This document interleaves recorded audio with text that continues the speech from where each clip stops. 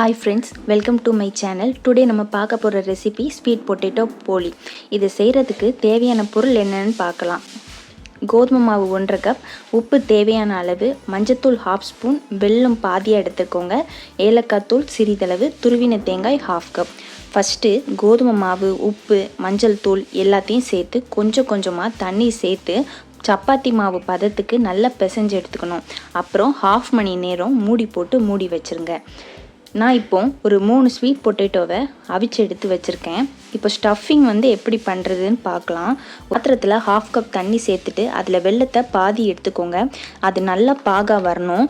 இப்போது அதில் மசிச்சு எடுத்த ஸ்வீட் பொட்டேட்டோவை சேர்த்துக்கோங்க. வாசனைக்காக சிறிதளவு ஏலக்காய் தூள் சேர்த்துக்கோங்க. துருவின தேங்காயை இப்போ இதில் சேர்த்துட்டு நல்லா கெட்டியாக வரும் வர அதில் நம்ம கிளறி எடுத்துக்கணும். இப்போது ஸ்டஃபிங் ரெடி ஆகிட்டு நம்ம இப்போ தான் ஆற வச்சுக்கலாம்.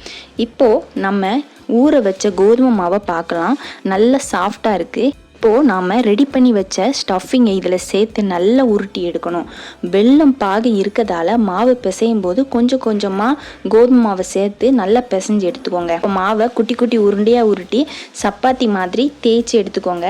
இப்போது தவாவில் 1 ஸ்பூன் நெய் விட்டுட்டு நம்ம ரெடி பண்ணி வச்சுருக்க போலியை சேர்த்துட்டு அது மேலேயும் நெய் தடவி மாற்றி போட்டு எடுத்துக்கோங்க.